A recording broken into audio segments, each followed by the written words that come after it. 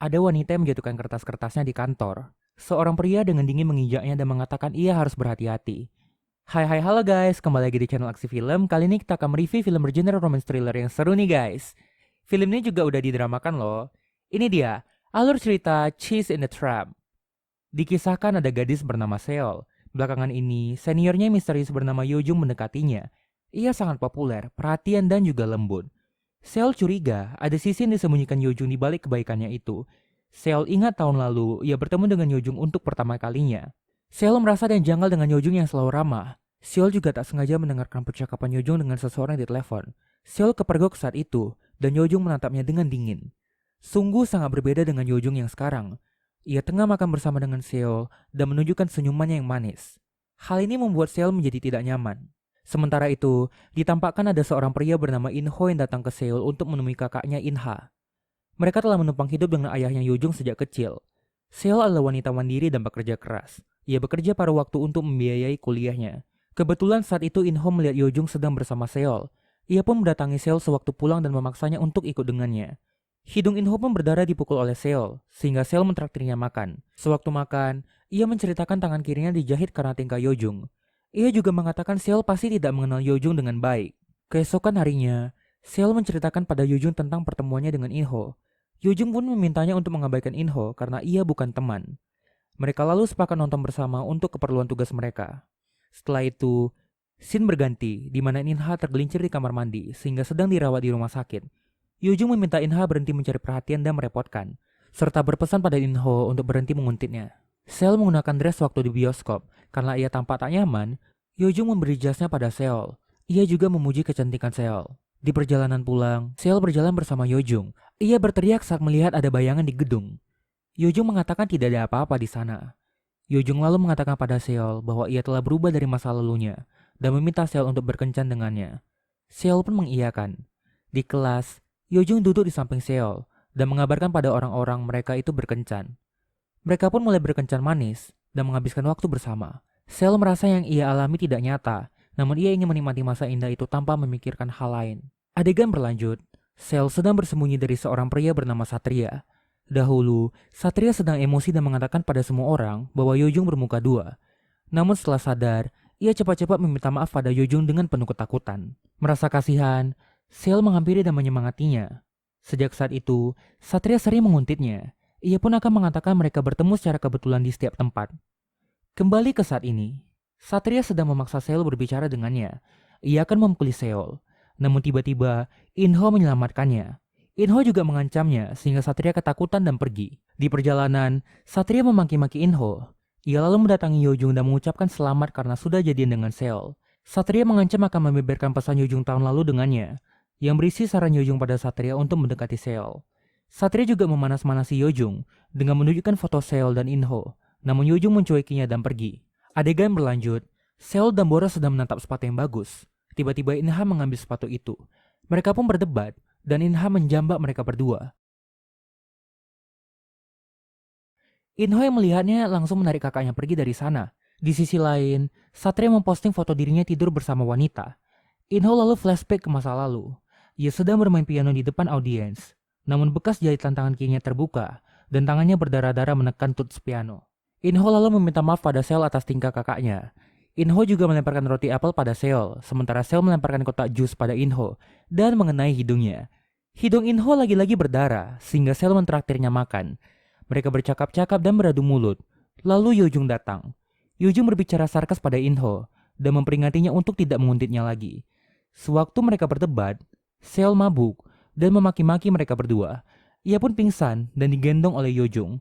In-ho mengikuti mereka karena cemas. Namun, Yojung menegaskan padanya bahwa Seol adalah pacarnya dan meminta In-ho untuk tahu batas. In-ho kembali bermimpi tentang masa lalunya. Waktu itu, orang-orang menghinanya tak tahu diri karena menumpang tinggal bersama ayah Yojung. Ia menemui Yojung meminta maaf, dan Yojung dengan dingin menyuruhnya untuk tahu batas. In-ho lalu terbangun mendengar In-ha berteriak karena kartu ATM-nya diblokir Yojung. Di sisi lain, Yojung dan Seol sedang makan di tempat mewah. Seol menanyakan hubungannya dengan In-ho. Yojung pun menceritakan masa lalunya. Dahulu, ia menganggap mereka seperti sahabat dan saudara. Sementara itu, ayahnya selalu menganggap ada yang aneh dari dirinya. Sewaktu mendengar Inho dan Inha melapor pada sang ayah mengenai tingkah Yojung, ia sadar hubungan mereka tidak seperti yang ia kira. Seo sedikit kecewa dengan cara pandang Yojung. Sebelum pulang, Yojung memeluk Seo dan mengatakan ia takut Seo menganggapnya aneh setelah mendengar cerita itu. Namun, Seo pun memeluknya erat dan menghiburnya dengan kata manis. Yojung pun mencium Seo. Keesokan harinya, Satria menunjukkan chatnya dengan Yojung di masa lalu. Sel melihat pesan Yojung yang berisi saran supaya Satria bisa mendekati Seol. Sel terlarut dalam kekecewaan dan hanya memendam meskipun ia sangat ingin menanyakan kebenarannya pada Yojung. Flashback ke masa lalu. Waktu itu, Yojung sedang menyetir dan Satria mengirimkan pesan padanya. Inha lalu membalaskan pesan tersebut untuknya. Namun Yojung menganggapnya hanya sebagai lelucon dan tak terpikir untuk repot-repot menjelaskannya pada Satria. Cerita berlanjut. Sel dan Bora menerima pesan-pesan aneh. Ternyata, wajah dan nomor mereka disebarkan di aplikasi 18+. Mereka lalu melaporkannya pada polisi. Di perjalanan pulang, Sel ditatapi oleh para lelaki sekitar. Yojung pun menjaga dan menenangkannya dengan lembut. Setelah Sel masuk ke rumahnya, wajah Yojung langsung berubah sinis. Ia menatap setiap pria menunggu Sel dekat rumahnya sehingga mereka ketakutan dan pergi. Hari demi hari, Seo semakin terlarut dalam persepsi negatifnya mengenai Yojung. Sementara itu, Bora dipukuli dan berdarah-darah. Ia pun menunggu Seo di depan rumahnya. Di rumah sakit, Yojung mengabarkan tidak ada yang serius terjadi pada Bora. Seo lepas kendali dan marah pada Yojung yang begitu tenang. Seo lalu mendatangi Satria dan memakinya karena telah menyakiti Bora. Satria pun marah karena telah dituduh. Ia pun mendorong Seo hingga jatuh. Lalu, Inho pun muncul dan memukul Satria habis-habisan sehingga ia dipenjara.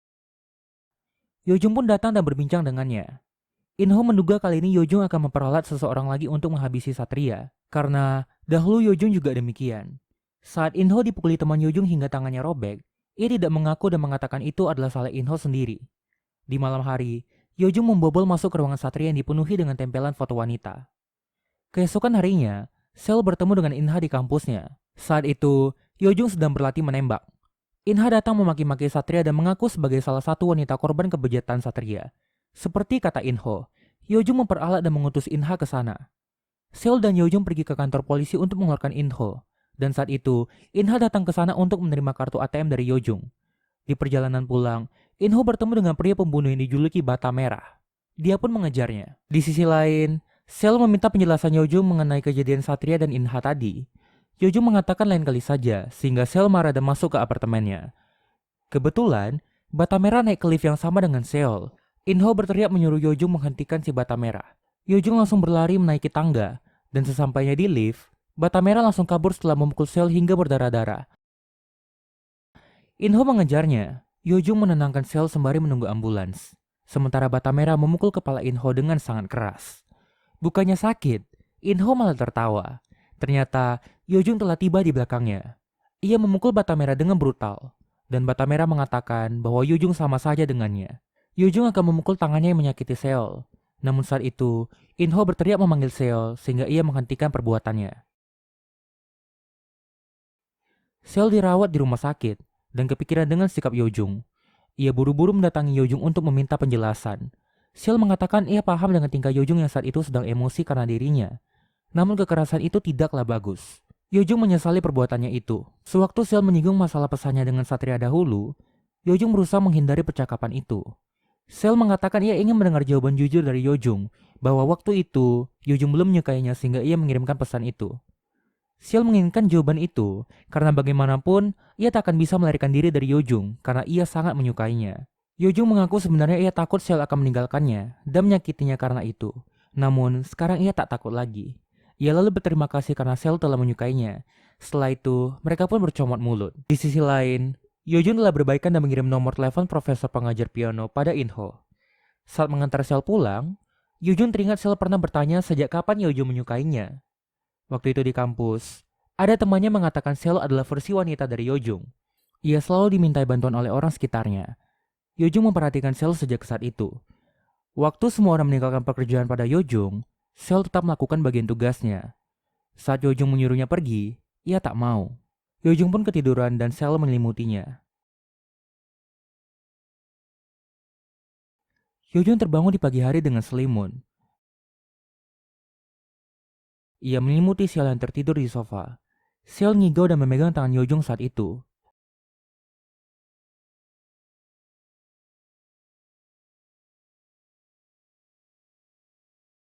Penyakit sel kambuh, dan teman-temannya menggendongnya ke UKS. Yojo menatap sel yang berbaring, dan bertekad untuk mendekati sel pelan-pelan sejak hari itu. Ia akan mengajaknya membuat tugas bersama, makan bersama, dan kencan bersama. Dan film pun tamat. Pesan dari film ini menurut admin adalah, jangan terlalu curigaan deh sama seseorang guys. Semua orang pasti punya alasan dalam melakukan sesuatu. Hehe. Kalau menurut kalian sendiri, pesan cerita ini apa ya guys? Ketik di kolom komentar ya. Jangan lupa di like, share, dan subscribe channel ini. Supaya kalian gak ketinggalan video menarik lainnya. See you guys in the next video. Bye-bye.